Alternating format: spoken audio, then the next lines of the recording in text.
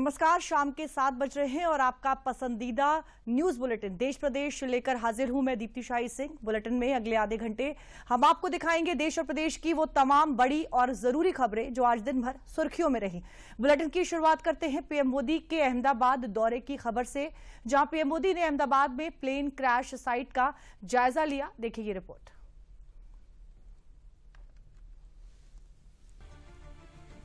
गुजरात के अहमदाबाद में हुए दर्दनाक विमान हादसे ने पूरे देश को झकझोर कर रख दिया है। हादसे में किसी ने अपने माँ बाप तो किसी ने अपने बच्चों को हमेशा के लिए खो दिया। विमान हादसे में अपनों को खोने वालों के दर्द को बयां करती कहानियां भले अलग अलग हों, लेकिन गम साझा है। और इस गम में पीड़ित परिवारों के साथ देश के प्रधानमंत्री से लेकर हर आम नागरिक तक बराबर शरीक है।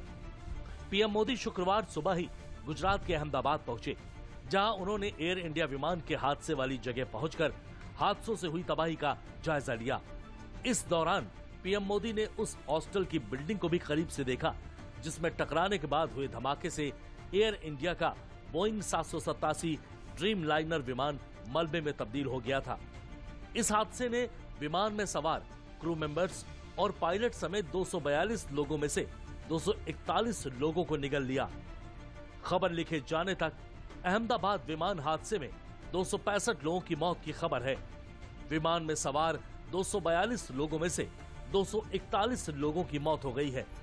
हादसे में सिर्फ विश्वास कुमार नाम के एक यात्री की जान बच पाई है। मृतकों में 229 लोग यात्री थे, जबकि 12 विमान के क्रू मेंबर्स थे। बताया जा रहा है प्लेन क्रैश के बाद जिस मेडिकल कॉलेज के हॉस्टल पर वो गिरा, वहां 50 से ज्यादा लोग मौजूद थे। हालांकि अभी ये क्लियर नहीं हुआ है कि हॉस्टल में कितनी मौतें हुई हैं। विश्वास कुमार समेत हादसे में घायलों का इलाज अहमदाबाद के सिविल हॉस्पिटल में चल रहा है। ये जहाँ पर क्रैश हुआ वो जगह हमारे स्टूडेंट की मैस है, वहाँ लोग खाना खा रहे थे और उसी बिल्डिंग पे आके ये फ्लाइट गिरी और उस टाइम पे अफरा तफरी हुई। लेकिन पूरे आरोग्य विभाग ने और सिविल हॉस्पिटल ने, सारे डॉक्टर ने मिलकर वो इमरजेंसी सिचुएशन को हैंडल किया। करीबन 60 लोग आए थे उस टाइम पे, जिसमें से काफ़ी लोग ओपीडी बेस पे जिनको थोड़ी बहुत इंजरी थी उनको डिस्चार्ज कर दिया गया। अभी फिलहाल अगर आज हम देखेंगे तो हमारे पास 32 पेशेंट यहाँ पर एडमिटेड हॉस्पिटल के अंदर, और इस वार्ड जो C7 वार्ड है इसमें 22 लोग हैं। तो उससे लेकर आज बेटर भी है, इम्प्रूव हो रहे हैं and they are. PM Modi ने अहमदाबाद सिविल अस्पताल पहुंचकर विमान हादसे के इकलौते सर्वाइवर रमेश विश्वास कुमार से मुलाकात कर उनका हाल चाल जाना और हादसे की चपेट में आने से घायल हुए लोगों से मुलाकात कर डॉक्टरों से मरीजों का हेल्थ अपडेट लिया। इसके बाद पीएम मोदी ने अहमदाबाद एयरपोर्ट पर मंत्रियों और आला अधिकारियों के साथ विमान हादसे पर हाई लेवल समीक्षा बैठक भी की। संभल के सिरसी कस्बे में ग्राम समाज की जमीन पर बनी 12 अवैध दुकानों पर प्रशासन का बुलडोजर चला है। न्यायालय के आदेश पर हुई कार्रवाई में प्रशासनिक टीम और पुलिस बल मौजूद रही। देखिए ये रिपोर्ट। संभल जिले में ग्राम समाज की जमीन पर अवैध रूप से बनाई गई 12 दुकानों को बुलडोजर चलाकर ध्वस्त कर दिया गया। नगर पंचायत सिरसी के गाटा संख्या 761 की 0.105 हेक्टेयर भूमि यानी करीब 1050 वर्ग मीटर क्षेत्रफल पर इन दुकानों का निर्माण किया गया था। राजस्व विभाग को अतिक्रमण की शिकायत मिली थी, जिसके बाद जांच कराई गई। जांच में पुष्टि हुई कि दुकानें ग्राम समाज की संपत्ति पर बिना अनुमति बनाई गई थी। कल सिरसी में अवैध दुकानें कुल 12 जो कि तहसीलदार न्यायालय के द्वारा आदेश हुआ था 26/11/24 को, उस क्रम में उन अवैध दुकानों को हटाया गया है, जो कि ग्राम समाज की जमीन 761 गाटा संख्या पर स्थित थी। तो एंटी इंक्रोचमेंट ड्राइव के तहत उसके क्रम में कल कार्रवाई की गई है और अवैध दुकानों को खाली कराया है। पूरी प्रक्रिया का पालन करते हुए कार्रवाई की गई है और ये जो लगातार एंटी इंक्रोचमेंट ड्राइव चल रही है उसी के तहत इसमें कार्रवाई की गई। कार्रवाई के दौरान तहसीलदार धीरेन्द्र सिंह के नेतृत्व में प्रशासनिक टीम, पुलिस बल और अन्य अधिकारी मौजूद रहे। ये कार्रवाई न्यायालय के आदेशानुसार हुई है। प्रशासन ने साफ किया है कि ग्राम समाज की जमीन पर किसी भी प्रकार के अवैध कब्जे बर्दाश्त नहीं किए जाएंगे। अहमदाबाद विमान हादसे के इकलौते सर्वाइवर रमेश विश्वास कुमार से डीडी न्यूज ने खास बातचीत की। देखिए अहमदाबाद के सिविल हॉस्पिटल से डीडी न्यूज संवाददाता की एक्सक्लूसिव रिपोर्ट। अहमदाबाद से लंदन के लिए जो फ्लाइट जा रही थी, उस फ्लाइट में 242 लोग सवार थे और उनमें 2 पायलट थे और इसके अलावा 10 क्रू मेंबर थे और 230 जो आम लोग थे जिसमें विदेशी भी शामिल थे। विश्वास कुमार इस समय हमारे साथ हैं। आपको बता दें कि विश्वास कुमार इकलौते ऐसे शख्स हैं जो उस हादसे में जिंदा बचे और ये एक तरीके से चमत्कार है। सर ने पूछा कि कैसे हुआ, तो मैंने उसके बारे में बताया और सब हाल चाल पूछा सब। विश्वास, अगर हम जानना चाहें कि आप थोड़ा सा बता पाएं कि ये हादसा कैसे हुआ था, क्योंकि ये एक बड़ा चमत्कार है जिस तरीके से आप वहाँ से इकलौते ऐसे शख्स हैं जो जिंदा बचे। और मेरे नजरों के सब सामने हुआ था। मेरे खुद को भी बिलीव नहीं होता कि मैं कैसे उसमें से जिंदा बाहर निकला, क्योंकि थोड़ा टाइम लिए कि तो मेरे को लगा था कि मैं भी मरने वाला हूँ, लेकिन जब मेरी आँख खुल के मैं देखा ना तो मुझे लगा मैं जिंदा हूँ। तो मैंने ट्राई किया, जब मेरी सीट थे वो मेरी बेल्ट निकाला, मैंने वो ट्राई किया जहाँ से निकल सकता वहाँ से, तो मैं निकल गया वहाँ से। मेरे नजरों के सामने एयर होस्टल और दूसरे आंटी अंकल सभी उसमें मैच हो गए थे सभी।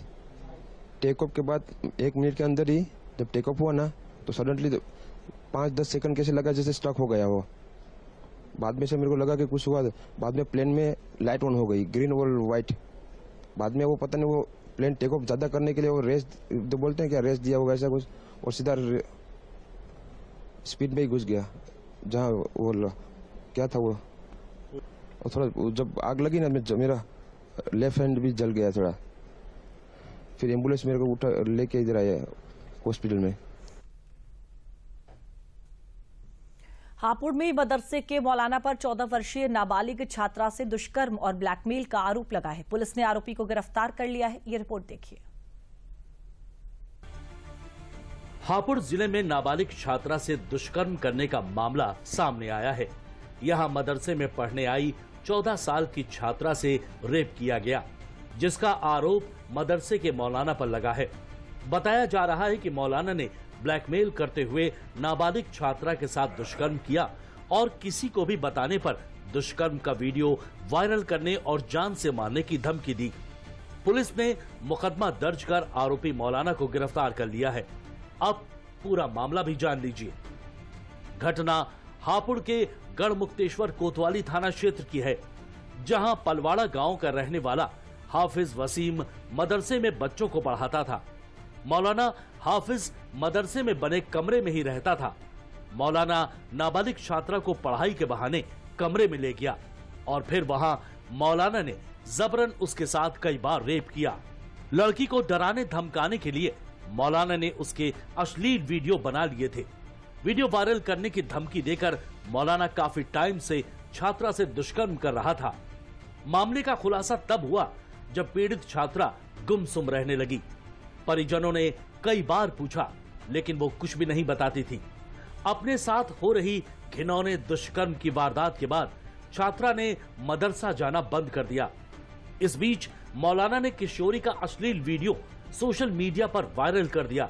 घटना की जानकारी मिलने पर परिजनों ने पुलिस से शिकायत की, जिसके बाद पुलिस ने आरोपी मौलाना को गिरफ्तार कर लिया। आज थाना गढ़मुक्तेश्वर पर एक तहरीर प्राप्त हुई, जिसमें वादी द्वारा बताया गया कि उसकी नाबालिग पुत्री जो गांव के ही एक मदरसे में पढ़ने जाया करती थी, उसके साथ मदरसे में पढ़ाने वाले एक मौलाना द्वारा दुष्कर्म किया गया। उसकी वीडियो बना ली गई तथा ब्लैकमेल करता रहा। कुछ समय पूर्व मौलाना द्वारा उक्त वीडियो वायरल कर दी गई। उक्त तहरीर पर तत्काल मुकदमा पंजीकृत कर लिया गया तथा अभियुक्त मौलाना को गिरफ्तार कर लिया गया तथा आवश्यक विधिक कार्रवाई कराई जा रही है। मौलाना की इस हरकत से इलाके में काफी आक्रोश है। लोगों ने मौलाना पर सख्त कार्रवाई करने की मांग की है। वहीं पुलिस इस मामले में अब आगे की कार्रवाई में जुटी हुई है। अहमदाबाद विमान हादसे ने पूरे देश को झकझोर दिया है। हादसे की जांच तेज हो गई है। एयर इंडिया के विमान से डीवीआर बरामद कर लिया गया है, जिससे क्रैश की असली वजह का पता लगाने में मदद मिलेगी। देखिए ये रिपोर्ट। अहमदाबाद में टेक ऑफ के दौरान हुए विमान हादसे के चलते पूरे देश में गम का माहौल है। विमान हादसे में मौत ने कई लोगों को अपने आगोश में ले लिया और सैकड़ों परिवारों को कभी न भरने वाला गम दे दिया। जिसके बाद इस दर्दनाक हादसे को लेकर सवाल भी उठ गए हैं कि आखिर उड़ान भरने के कुछ ही मिनटों बाद एयर इंडिया का विमान रिहायशी इलाके में धाराशाही कैसे हो गया। ईश्वर सारे परिवार को संबल प्रदान करे, उनको अपने चरणों में स्थान प्रदान करें। विजय रूपाणी जी भी जो पूर्व मुख्यमंत्री थे गुजरात के, वो भी नहीं रहे। मुझे बड़ा गंभीर दुख है भाई इस बात का। सीखने का भी विषय है, क्यों हुआ है ये सब समझा जाएगा बाद में। कई परिवारों की कहानियां देख के तो मन व्यथित हो जाता है और उड़ने के 30 सेकंड के अंदर ही विमान में खराबी डिटेक्ट हो गई। इतनी कीमती जानें चली गई। इस पर मैं फिर दोहराना चाहता हूं, तकनीकी रूप से इसकी जांच होनी चाहिए और हर संभावनाएं, हर कयास जो लगाए जा रहे हैं उनको जांचा जाना चाहिए, रूल आउट किया जाना चाहिए। सुरक्षा एजेंसियां अहमदाबाद में हुए विमान हादसे की जांच में जुटी हुई हैं। शुक्रवार को हादसे का शिकार हुए विमान के डिजिटल वीडियो रिकॉर्डर यानी डीवीआर की बरामदगी हुई है। सर ये क्या है? ये डीवीआर है। डीवीआर अंदर का मैक्स का नहीं, वो देखना पड़ेगा कौन सा है, मलबे में से निकला है। डीवीआर एक स्टोरेज डिवाइस की तरह काम करता है जिसमें हाई ड्राइव लगा रहता है। फ्लाइट के कॉकपिट से लेकर passenger cabin, entry exit gates, emergency gates में लगे सीसीटीवी कैमरों की फुटेज इसमें स्टोर होती है। आइए तफ्तीश से आपको समझाते हैं कि आखिर क्या है डीवीआर। डीवीआर को डिजिटल वीडियो रिकॉर्डर भी कहा जाता है। ये एक ऐसी डिवाइस होती है जो एयरक्राफ्ट में सिक्योरिटी के लिए लगाई जाती है। फ्लाइट में मौजूदा सीसीटीवी कैमरे की फुटेज इसमें रिकॉर्ड होती है। फ्लाइट के लिए डिजाइन किए गए डीवीआर को आम डिजिटल वीडियो रिकॉर्डर के मुकाबले मजबूत बनाया जाता है, जो खराब वातावरण में भी लंबे समय तक रिकॉर्डिंग करने में सक्षम होता है। दुर्घटना का शिकार हुए एयर इंडिया के विमान के मलबे से बरामद डीवीआर प्लेन क्रैश होने की असली वजह पता लगाने में जांच एजेंसियों की काफी मदद करेगा। तत्काल टिकट बुक कराने वालों के लिए जरूरी खबर है। भारतीय रेलवे ने तत्काल टिकट बुकिंग के नियमों में बड़ा बदलाव किया है। क्या है ये बदलाव, देखिए इस रिपोर्ट में।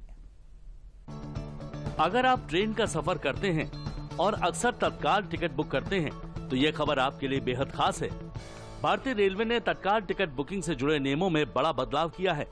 रेलवे ने यह कदम इसलिए उठाया है ताकि फर्जी बुकिंग और एजेंट्स की धांधली पर लगाम लगाई जा सके और आम लोगों को इसका फायदा मिल सके। रेलवे ने क्या बदलाव किए हैं और ये कब से लागू होंगे, आइए इस पर भी एक नजर डालते हैं। तत्काल रेलवे टिकट बुकिंग नियम में बड़े बदलाव।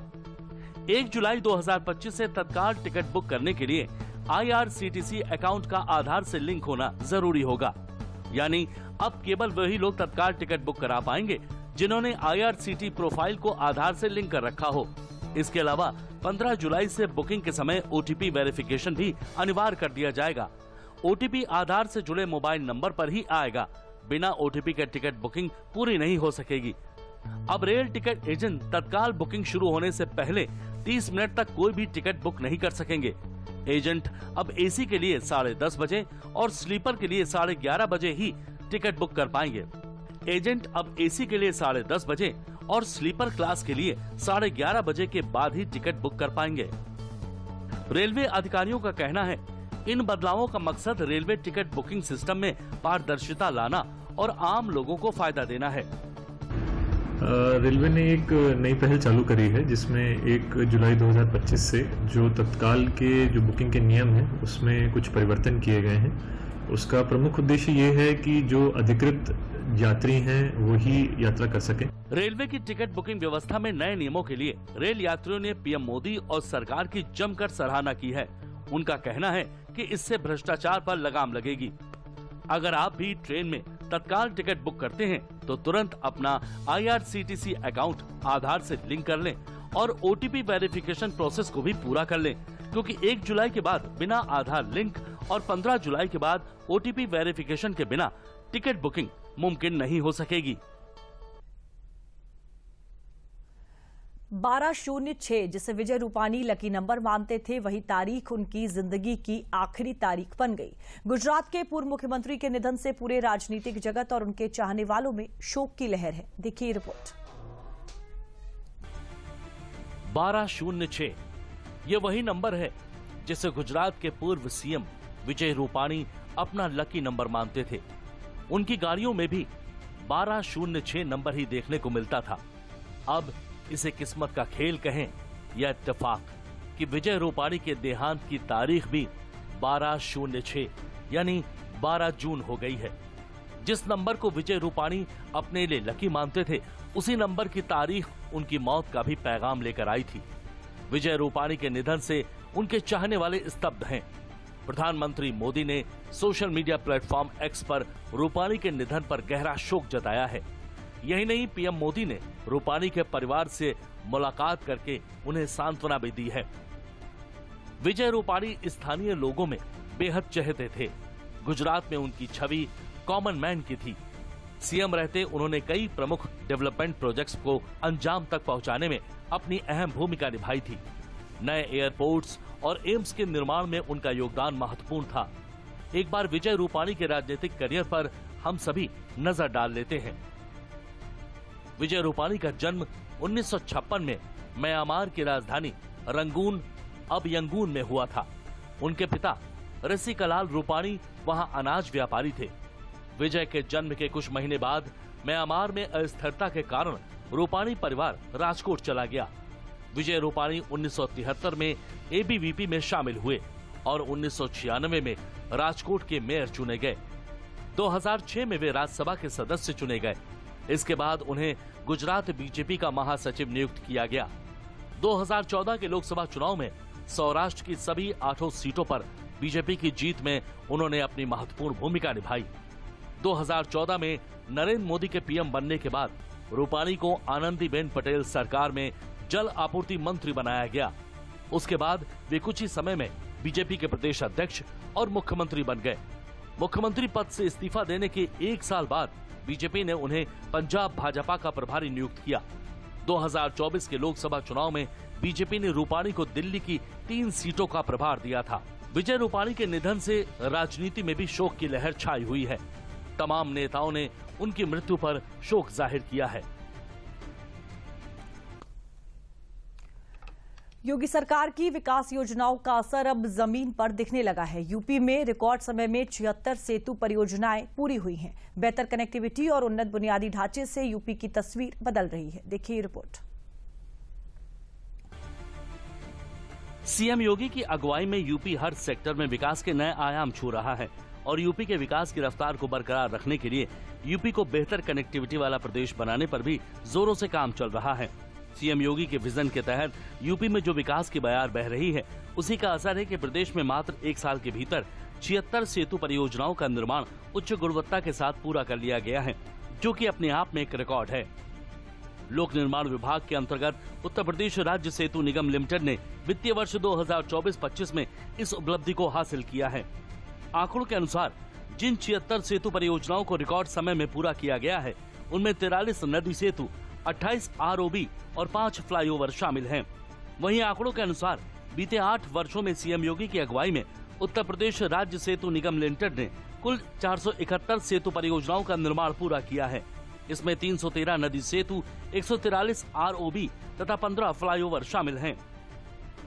सीएम योगी ने बीते 8 साल के कार्यकाल में प्रदेश की जरूरतों को ध्यान में रखकर विकास योजनाओं का तोहफा दिया है और यूपी की कनेक्टिविटी में हुए सुधार से उत्तर प्रदेश राज्य सेतु निगम लिमिटेड के टर्नओवर में भी लगातार उछाल देखने को मिल रहा है।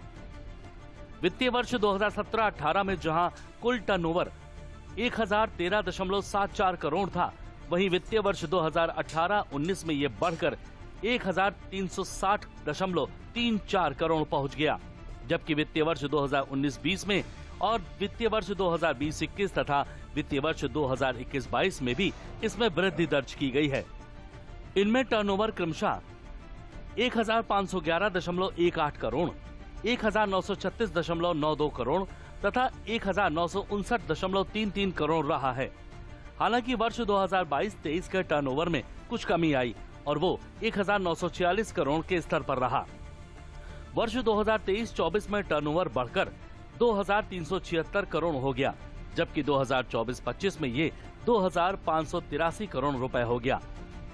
यानी वित्तीय वर्ष 2017 और 18 से लेकर 2024-25 तक उत्तर प्रदेश राज्य सेतु निगम लिमिटेड के टर्नओवर में 2.5 गुना वृद्धि हुई है।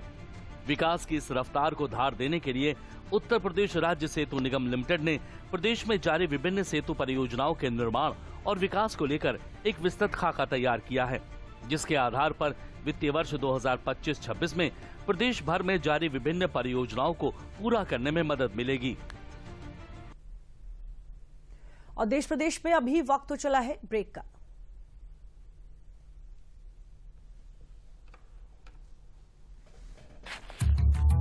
बुद्धू, नई कार जीतने का मौका। वाओ, पापा को सरप्राइज दूंगी। बस थोड़ी सी तो उनकी डिटेल भरनी है। रुक जा बुद्धू।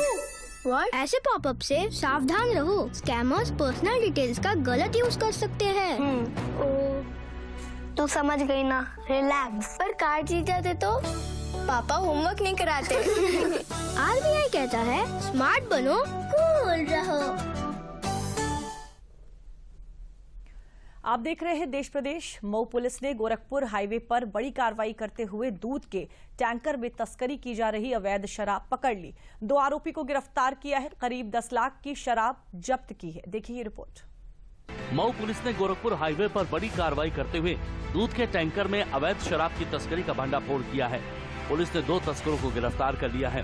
पुलिस अधीक्षक इला मारन जी के निर्देश पर चलाए जा रहे विशेष अभियान के तहत ये कार्रवाई की गई है। जनपद मऊ का पुलिस का एक बहुत बड़ी सफलता मिली है। इसमें 2 शातिर शराब तस्करों का गिरफ्तार किया गया है। इन लोगों का कब्जे से एक टैंकर उसमें छिपा के रखते हुए लगभग 10 लाख का कीमत शराब पकड़ा गया है। ये लोग बिहार के रहने वाले, बिहार ले जा रहे थे। घोसी में जो थाना क्षेत्र में गोरखपुर रोड पर मुखबिर की सूचना पर इनको गिरफ्तार किया गया। ये दोनों को भी जेल भेजा जा रहा है। एसओजी और थाना घोसी पुलिस की टीम को 12 जून को मुखबिर से सूचना प्राप्त हुई थी। हड़हुआ यात्री प्रतीक्षालय के पास एक टैंकर नंबर BR01GE 6718 को रोका गया। इस टैंकर में क्या क्या बरामद हुआ, आपको आइए ये भी बता देते हैं। टैंकर से 173 पेटी में कुल 8304 पाउच अवैध शराब बरामद हुई। प्रत्येक पाउच 180 मिलीलीटर का था, जिसकी कुल मात्रा करीब 1494 लीटर है। पुलिस ने बिहार के बक्सर जिले के रंजीत कुमार पांडे और सरोज चौहान को शाम 5:05 पर गिरफ्तार किया। इसमें पटना के कल्लू राय का नाम भी शामिल है। बरामद शराब की कीमत लगभग 10 लाख रुपए आंकी गई है। थाना घोसी में आबकारी अधिनियम की धारा 60/63 के तहत मुकदमा दर्ज किया गया है। दोनों गिरफ्तार आरोपियों को न्यायालय में पेश किया गया है। अब देखना यह है कि अदालत इनको क्या सजा देती है। 12 जून को एयर इंडिया की फ्लाइट AI-171 का क्रैश प्लेन कई गंभीर सवाल खड़े कर रहा है। टेक ऑफ के 2 मिनट बाद ही हादसा कैसे हुआ, ब्लैक बॉक्स जांच के बाद ही सच्चाई सामने आएगी। फिलहाल अटकलें जारी हैं। देखिए ये रिपोर्ट।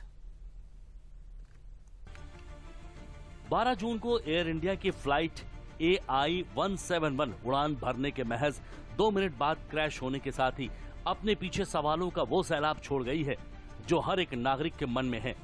आखिर बोइंग 8 ड्रीम लाइनर, जो कि एयर इंडिया का सबसे सिक्योर प्लेन माना जाता था, उड़ान भरने के महज 2 मिनट में कैसे क्रैश हो गया? आखिर उस आखिरी 1 मिनट में क्या हुआ? पायलट ने मेडे कॉल के बाद कोई रिस्पांस क्यों नहीं दिया? ये कुछ ऐसे सवाल हैं जो इस बार हर किसी के जहन में घर कर गए हैं। प्लेन क्रैश होने की कई अटकलें भी लगाई जा रही हैं। From my point of view, I think it was a complete electrical failure, a complete software failure, which caused both engines to lose their power, and because of which, the aircraft could not even have the lift or the thrust to go up. यही नहीं, पूर्व नागरिक उड्डयन के पूर्व सचिव सनत कौल का कहना है कि प्लेन क्रैश होने की सही वजह का अंदाजा अभी नहीं लगाया जा सकता, क्योंकि प्लेन उड़ान भरने से पहले बिल्कुल ठीक हालत में था। टेक ऑफ भी बिल्कुल ठीक हुआ और फिर एकदम से उसका इंजन दोनों लगते हैं शट हो गए। तो इंजन में ना आग लगी, ना कोई बर्ड थी विजिबल जो हमने देखा है, उसका वीडियो जो देखा है। तो इसमें कुछ समझ नहीं आता कि इसमें कोई भी रीज़न हो सकता है। कोई कह रहे हैं कि जो फ्लैप था उसको ऊपर से नीचे कर दिया, ये सब इस तरह के तो कंजेक्चर होते हैं। अभी मेरे हिसाब से तो अभी कह नहीं सकते, सैबोटाज भी can not be ruled out. Plane crash कैसे हुआ, उस आखिरी 1 मिनट में क्या हुआ, फिलहाल तो सिर्फ अटकलें ही लगाई जा रही हैं। क्रैश की असल वजह प्लेन के ब्लैक बॉक्स से ही पता चल पाएगी। और देश प्रदेश में अभी वक्त हो चला है ब्रेक का।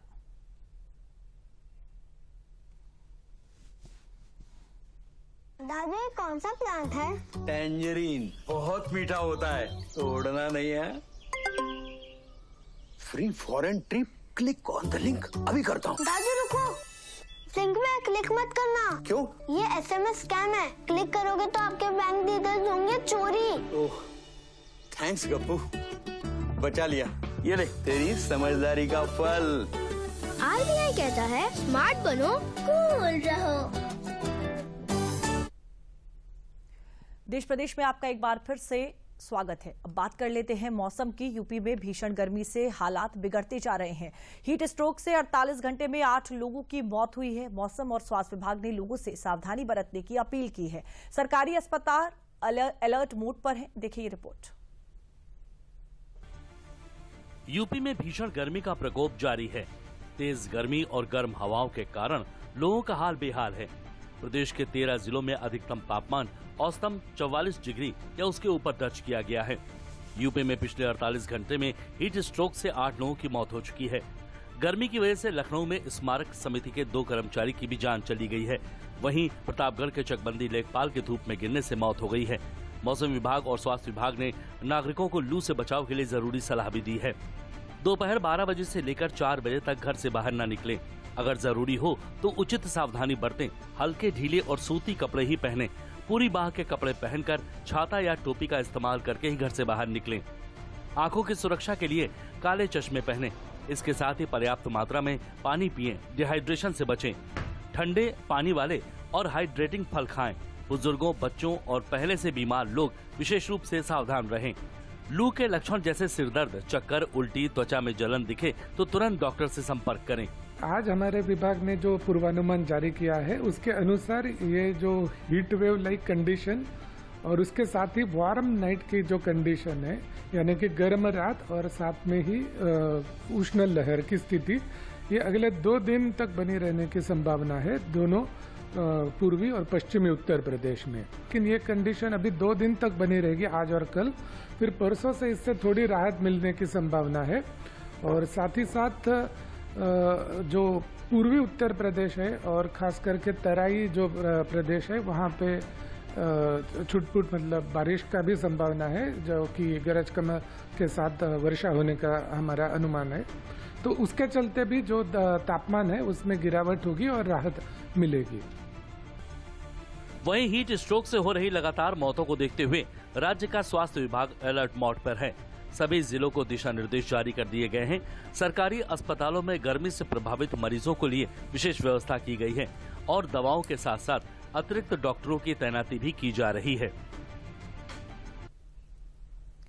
देश प्रदेश में एक बार फिर से रुकेंगे ब्रेक के लिए।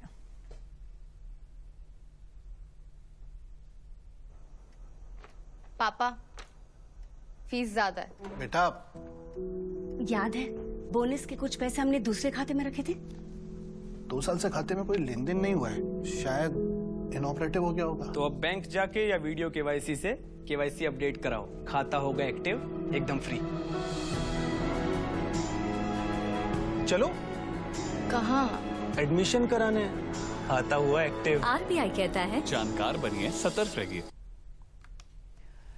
देश प्रदेश में एक बार फिर से आपका स्वागत है। एयर इंडिया की 2 बड़ी घटनाएं सामने आई हैं। अहमदाबाद में एक विमान टेक ऑफ के तुरंत बाद क्रैश हुआ। वहीं थाईलैंड के फुकेत से दिल्ली जा रही फ्लाइट को बम की धमकी पर इमरजेंसी लैंडिंग करानी पड़ी। जांच तेजी से जारी है। देखिए ये रिपोर्ट। गुरुवार को अहमदाबाद में एयर इंडिया का विमान टेक ऑफ के कुछ ही मिनटों बाद बिल्डिंग से टकराकर क्रैश हो गया। हादसे के बाद आई भयावह तस्वीरों ने पूरे देश को हिलाकर रख दिया।